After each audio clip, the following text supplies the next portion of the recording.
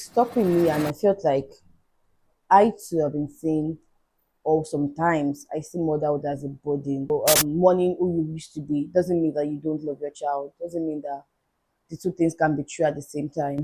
And can we actually talk about freedom for a minute? Like now that I have a child, I just realized how freely I used to move around before, but it's not something that people look out for. You just see it like a job on its own. Like from 2025 to 2023, I was mothering Kemi, for instance, and this is actually things I achieved.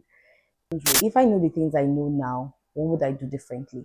If I know the things I know now about motherhood, about marriage, about not like I'm an expert, but I'm just saying with what I've seen and what I know, what will I do differently? Will I change anything? Hi, mamas. Welcome back to the Mom's Mom podcast, a podcast built with you in mind to bridge the gap between the advice you get and the advice you actually need. A space for mothers, Black women, and immigrant women. Every episode brings real conversation and real stories from moms who are building, just like you and I, moms who had dreams and refuse to choose between the two. And I hope after this episode, you would have gotten actionable advice. Hi, welcome back to the Mom's Mom podcast. How you all doing? Like, how are you? And don't give me the I'm fine, fine version. Like, how are you doing really? How are you?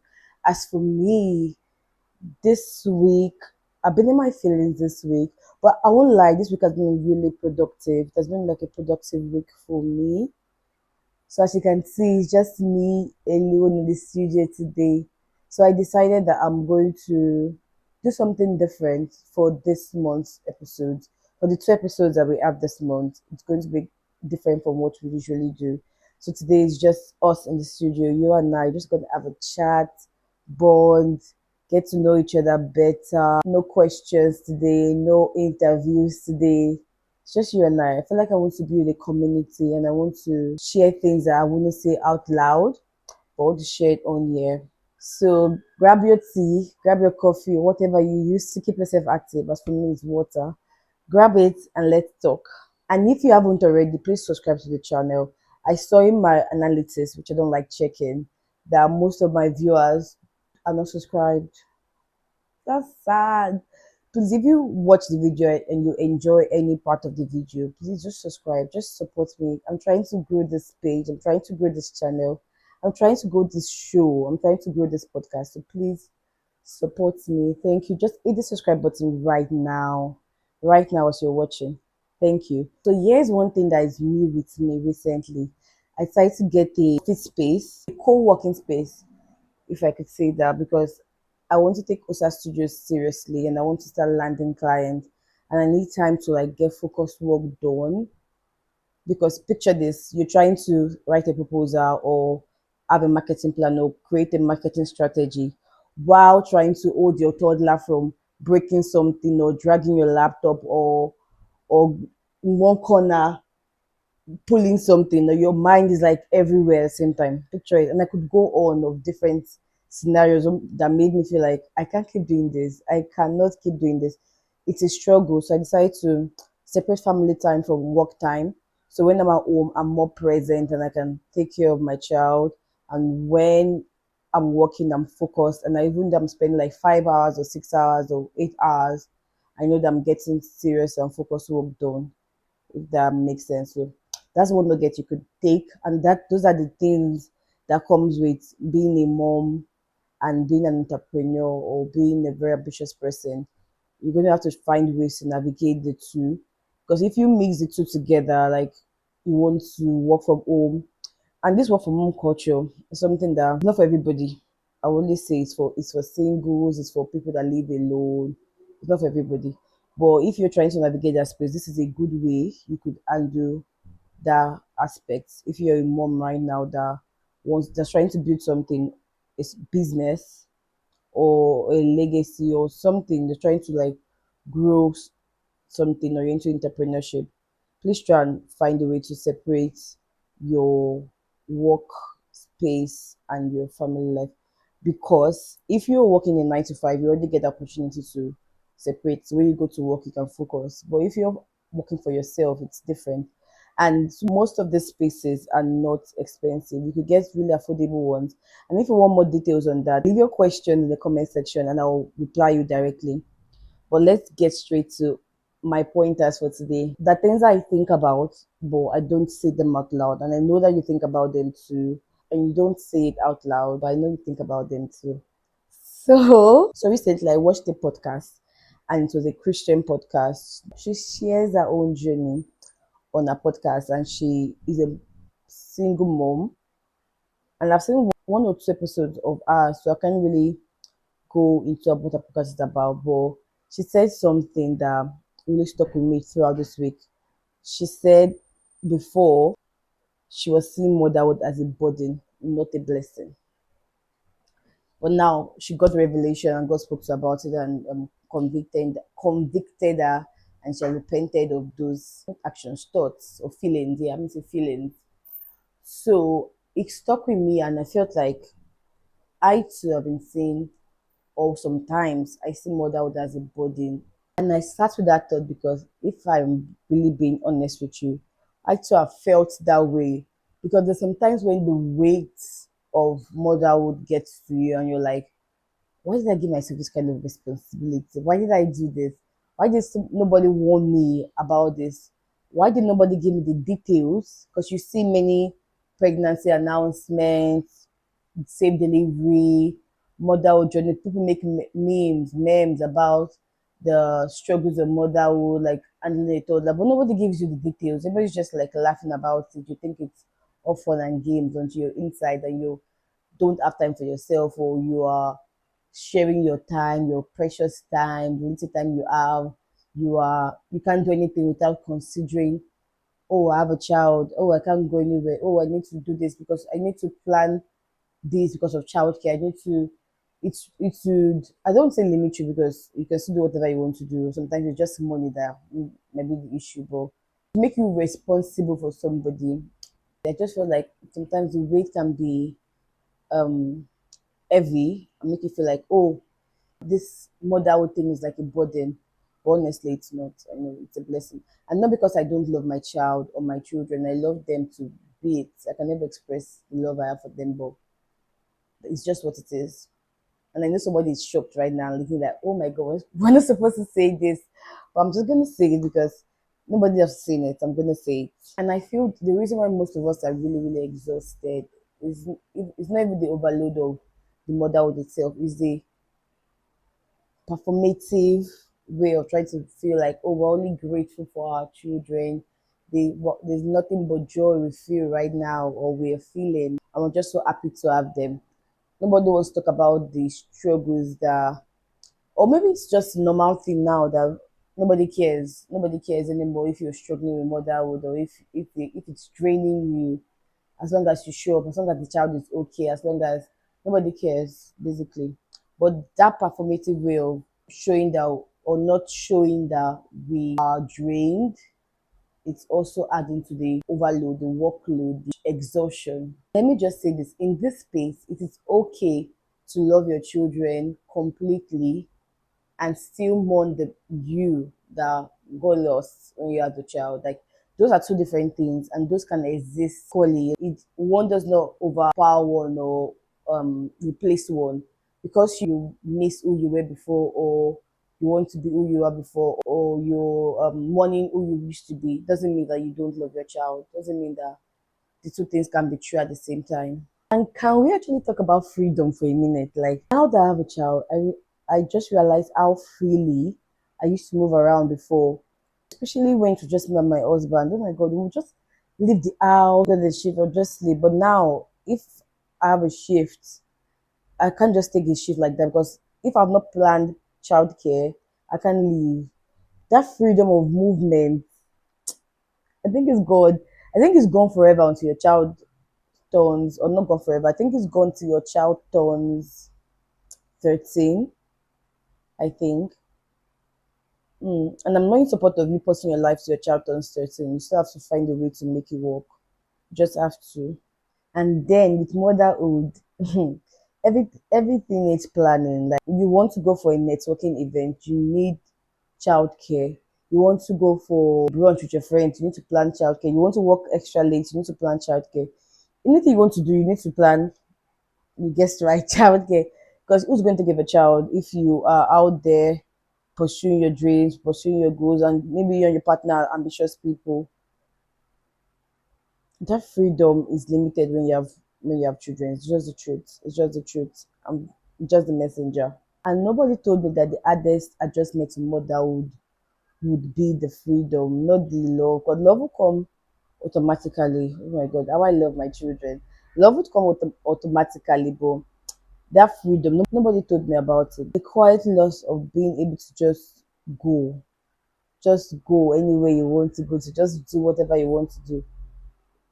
It's quietly slipping away. It's quietly slipping away. And I think that is what naming, because when you don't name it, you feel guilty of having that feeling. And guilt on top of exhaustion is a very heavy thing to carry. Is a very heavy thing to carry. So I don't want you putting guilt on top of exhaustion. Just name the feeling, whatever you're feeling about motherhood, whatever it might be. Maybe it's draining you, maybe it's causing you health issues, or whatever it might have resulted or it has contributed in your life. Name it, give the feeling a name so you can let it go. So it will not be like, oh, I'm not supposed to feel this. If you start telling yourself you're not supposed to have this feeling because you're a mom, hmm, you're not ready. You're not ready. So let's talk about something that is statistically true. Women take more career breaks. It's always like gap in our career journey. And not that the gaps are bad because they've been helpful. Honestly, how would we have coped? They are very good, but what bothers me about these breaks is not even the break itself, because like I said, they're very helpful that you give, but it's after the break when you come back or when you want to come back. Now you have this gap. Now it's on your CV that you're not doing work for this long. I remember when I used to update my CV and all that.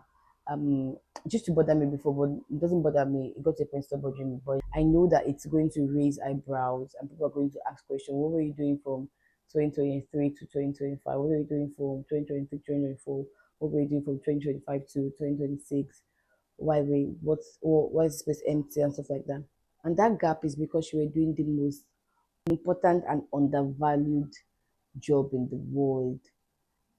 And when you want to come back, it's not valued.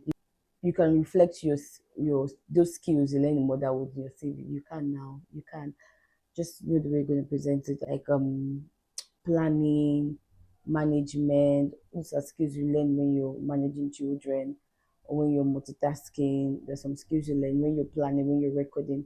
So all those things you can translate into the work space, but it's not something that people look out for. You just see it like a job on its own. Like from 2025 to 2023, I was mothering Kemi, for instance, and this is the things I achieved. I wish we could. So that's it. When you take a step back to do this job, the world is going to leave you. It's not going to keep recording this one you're doing right now. It's going to just leave you behind. And that's something that we need to work on. There should be legislation or rule or something about that. Things needs to change.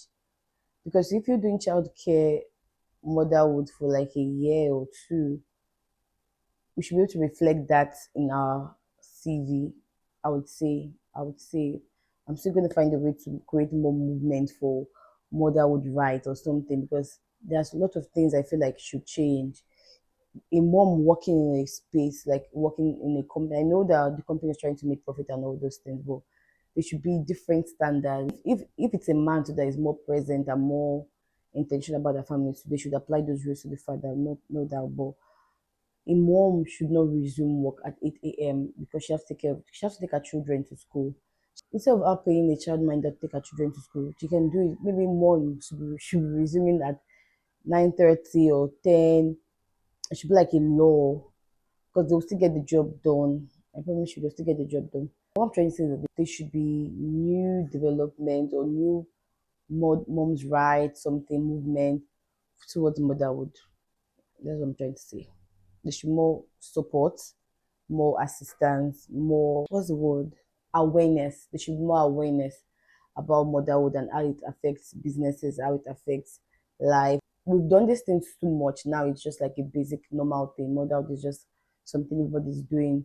So why should it be special? But there's so many things that needs to be brought to the notice. And now imagine you doing 9 to 5, 5 to 9, and you're a mom. Let's talk about it. I saw a post of a girl. She's single. Yeah, I think she's single and she doesn't have any child. So she made a post that she just got back from a 9 to 5 job and now she's going for a 5 to 9. I think she has the business that she does. I was just like, oh, you can't do this if you're a mom. So if you know that's the lifestyle you want, maybe don't have a child though, because that I cannot see myself, or maybe it's me, I can't see myself going for a 9 to 5, doing my business and also being a mom. Like something has to give. There's so much one person can. And that thought, when I saw that video, that thought of like doing a 9 to 5, 5 to 9, motherhood, wifehood, and everything, it reached home because currently I'm trying to pick between my full time job and going part time so I can handle OSA studios and be a present mom, be a present wife. Because it's just 24 hours in a day. If I sleep for 8 hours, I have 16 hours left. If I spend 8 hours at my full time job and maybe 2 hours to get there, and I come back and go straight to my desk to work on my business, I won't get time to spend with my family. I won't get time to. So one has to go, and I've been considering going part time or focusing fully on research studios. I know research studios is resourceful. It could also earn me money. That's something that's been on my mind recently, and I just felt like there's so much I can take, there's so much I can undo. One just have to give. And my husband would say that I'm doing too much. He's always saying that I'm doing 9 to 5, I'm doing job applications too, I'm doing content creation, I'm doing research studios, I'm doing church leader, I'm doing a lot of things, which is true. But what we don't agree about is which one I should drop. What I want to drop is not what he wants me to drop. What he wants me to drop is not what I want to drop. So there's only so much you can do in 24 hours. Even though they say be productive, like you can manage your time and all that, but it's still going to be 24 hours. If I diligently split my time per second, per hour, I might not be able to cover everything still. So I've been trying to consider which to leave.